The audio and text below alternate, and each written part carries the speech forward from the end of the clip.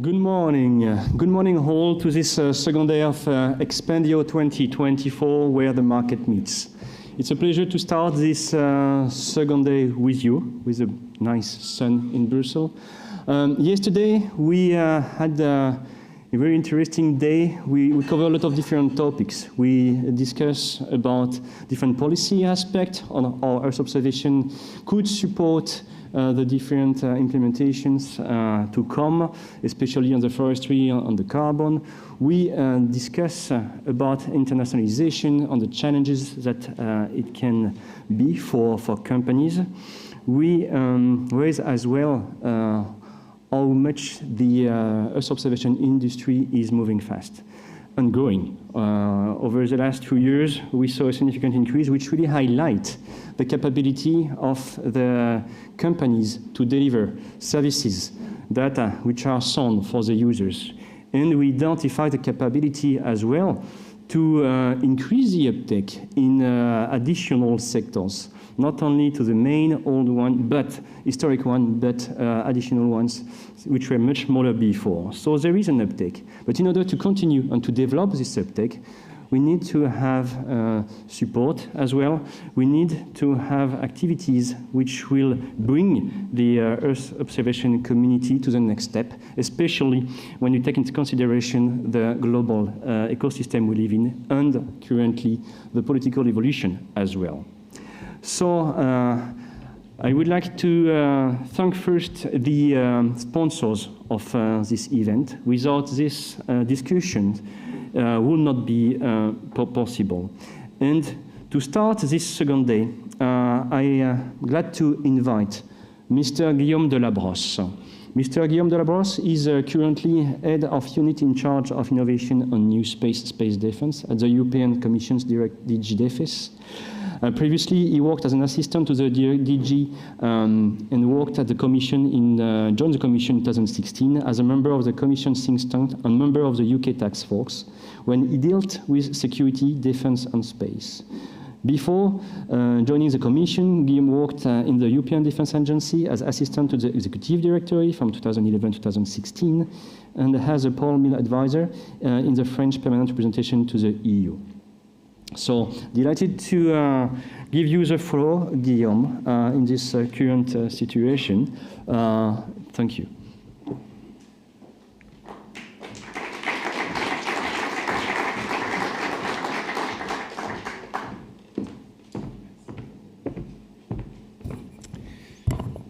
Good morning to all. I'm very pleased to be with you again this year. It's always a pleasure to spend a few minutes with you, especially now, at that time, where we're a bit of a turning point when it comes to the next Commission, the next multi-annual financial framework. So I'm very pleased to take some minutes to tell you what we've done during that mandate, just a bit of a wrap-up and looking ahead what will come next. Because, as you know, I mean, we were quite lucky. We're all passionate about space, and during this Commission we were quite lucky because we had a very strong push coming from the top on space. We've done a lot. I mean, the agenda was fully packed on space, starting with the consolidation of existing EU flagships. Galileo, we've accelerated the deployment of the second generation. Copernicus, we've opened up Copernicus to new space companies. We've onboarded the quantum dimension as part of Copernicus. We're reflecting about the next Sentinels. So there is this reflection about the long-term scenario of Copernicus.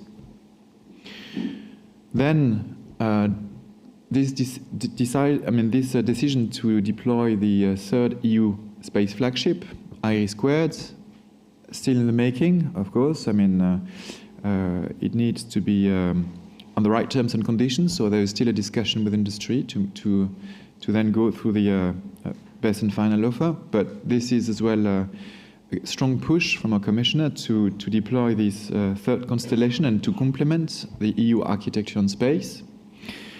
Access to space was very high on the agenda. We went through these crisis launches, so here the driver was how can we regain sovereignty when it comes to access to space.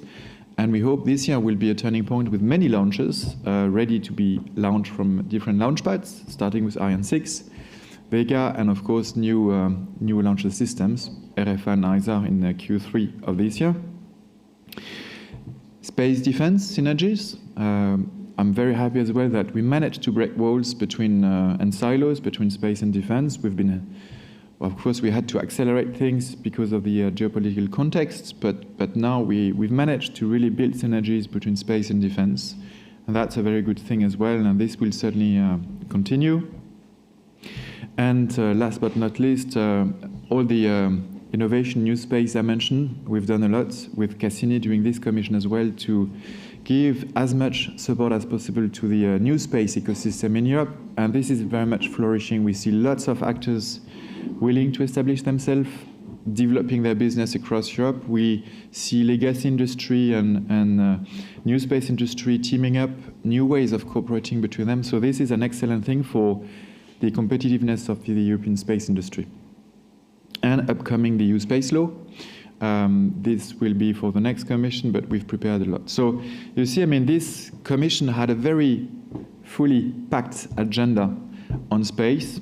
Of course, I mean, the next commission will have as well to implement lots of those initiatives.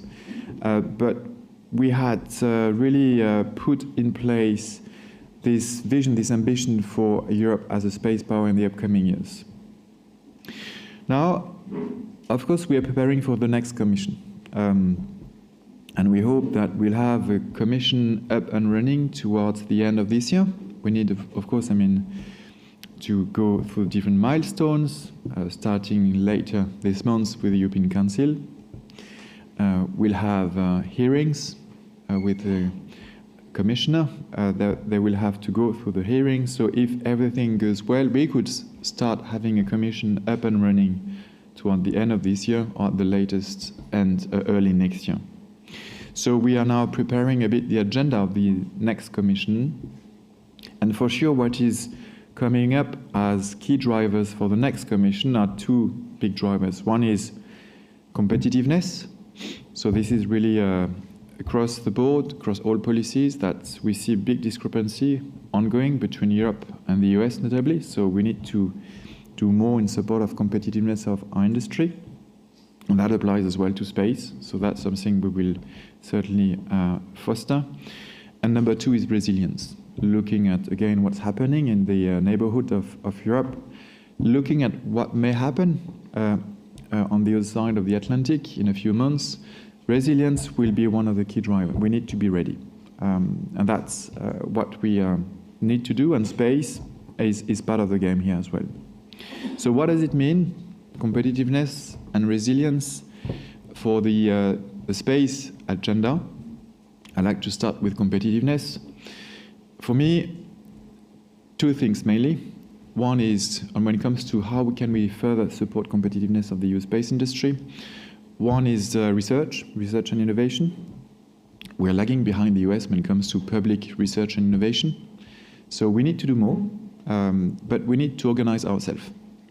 For instance, I mean, when it comes to the EU level, the key leverage is Horizon Europe. Of course, we have a bit of a space budget as part of Horizon Europe, but we need to be better organized to have a bigger budget for the next MFF, also to make it much more user-friendly. We need to be faster when it comes to the time to grants. We need to be more inclusive, giving the possibility to more commerce, to more players to join Horizon Europe projects. And we need to really design projects that have best value for money. But clearly, we need to make the case for being better in the next MFF. And that's why we are engaging with many of you when it comes to the preparation of a space R&I strategy, because we think this is how we can build the case for public research and innovation at European level. We need as well to defragment as much as possible. We have, we were lucky through the RRF, we have lots of nationally allocated envelopes, but the drawbacks of that is that you have lots of member states pushing their champions, including in research. So we need as well to defragment and again to recreate this collaborative mindset across Europe. So that's public R&I. We need as well private investment. because, again, we need to continue providing support to our new space companies or to SMEs. Many SMEs actually are now going and adopting a bit of a new space mindset as well, so that's very interesting. But we need to unlock the possibility to have private investment. Today we know that lots of companies manage to go through pre-seed, seed, Series A fundraising, but we need as well to prepare the next challenge, which will be when a company is organizing a large fundraising, 100, 150 fundraising, to get access to equities. This is where we have shortfalls and we need to fill the gap. So we need to prepare the ground for that. And that's very important because companies need that size of budget when it comes to developing certain manufacturing capacity. So that's what we need to prepare for the next MFF as well, in terms of mobilizing private investment. And it's even more important than projecting ourselves. We know that the discussion on the MFF will be very complex. We know that member states are not keen increasing dramatically the EU budget.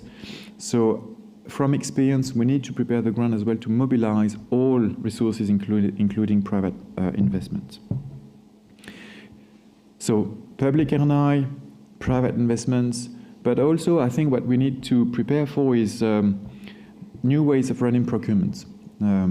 So again, here we look with great interest what's happening in the US, possibility for of having large procurements, contracts quickly to many companies in a speedy manner. That's something that we need to reflect upon. Of course, we can play within our large established flagships program, and we started doing that with Copernicus. We'll do that as well with IRI². But we need to accelerate that trend, and I think we need as well to have that flexibility to give that firepower to our companies as well. Again, great interest to look at what's going on in the US with the Space Development Agency or the DIU, the Defense Innovation Unit.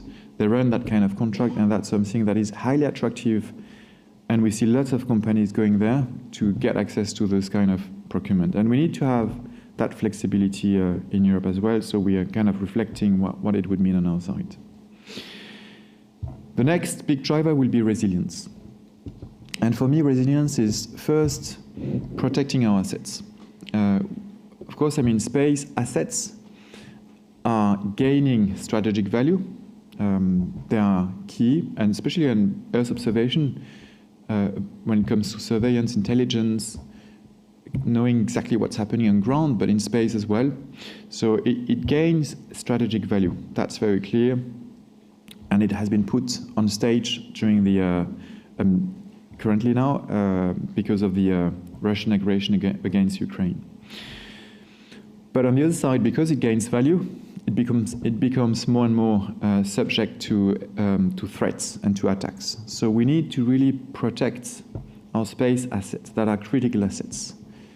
And they are critical because they serve more and more security and defense, but because they serve so many economic industries and so many economic dimensions that we need really to protect the space assets. How to get there? We'll have the EU space law that will have a resilience pillar, so that will ensure that collectively we'll enhance the level of resilience and protection of our space systems, space segment, ground segments, data links. But we also have soft policy tools, and I like to put that on the table, the EU ISAC, Space ISAC, the Information Sharing Analysis Center, where it's industry-driven. We initiated that a few weeks ago, and it puts together large industry, small industry, and National Space Agency, including ESA, about cybersecurity. To have a kind of a platform where people exchange together in a very casual manner, and you have some kind of information sharing and knowledge transfer between large players and small players when it comes to cybersecurity. But cybersecurity will be a must. And it's better to invest and be cyber secure or cyber resilient than just waiting for the moment where your company will be attacked and lose credibility in terms of reputation as well. So it's worth making that investment upfront. So that's something that we will push, and we're pushing to ensure that our space systems are much more resilient. I'm talking about, of course, the assets, but that applies to the companies, that applies to the supply chain, that applies to the data, especially when it comes to Earth observation data. So we need as well to ensure that we have certain ways to ensure the integrity of data, that the data are not corrupted, that they are fully protected. Then when it comes to autonomy, that's for me a second subset of resilience. On one side you have the protection of the assets, then you have the autonomy. Here it's really about access to space. Of course, we'll have to do much more on access to space, and there is this ongoing reflection on our side to do better. We are not satisfied with the crisis that we faced, that has forced us to use non-European launchers to deploy satellites, Galileo satellites. So that situation is not acceptable, and we need to kind of draw lessons and see what needs to be improved in terms of governance as well of the access to space policy. So here we're discussing with the European Space Agency, with member states, but clearly this will be one of the big items as well for the next MFF. We need as well, of course, we need to provide support to established players, but we need as well to provide support to the upcoming players, and that's something that we are currently designing. But clearly autonomy, and starting with the autonomous access to space, that's something that will be very high on the agenda of the next Commission. We are preparing the ground as well for the EU space law, hopefully to be one of the first deliverable of the next Commission, first 100 days.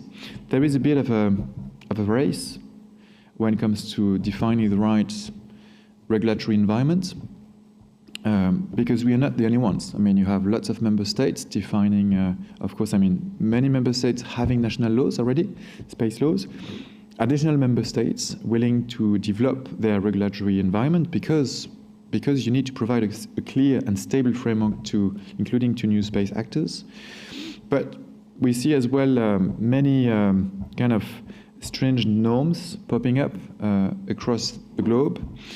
And if we don't act, others will act for us and will de facto regulate our space economy. So that's why there is a bit of a competition race here, and we very much hope that building upon all the preparation we've done with member states, with industry, we will be in a position to table the EU space law during the first 100 days of the next Commission. So again, the next Commission will be highly, space will be very high on the agenda of the next Commission. At least we'll prepare the ground for that. Two big drivers, competitiveness and resilience. So we really need to build the agenda around those two key drivers. The budget will be an issue, but there is the need as well to fully reflect in terms of budget the ambition that we have reached during that mandate and the level of ambition that we need to reach for the next mandate. So that's something that we all need to keep in mind, and we'll have to discuss with our member states. You will have to discuss with your member states to ensure that indeed space has the adequate budget during the next MFF. So with that, I'd like to thank you so much, and we welcome and look forward to continuing cooperating with you in the upcoming months, especially now. This is really the right time to cooperate, again, to provide munitions and good business case for the next Commission on space. Thank you so much.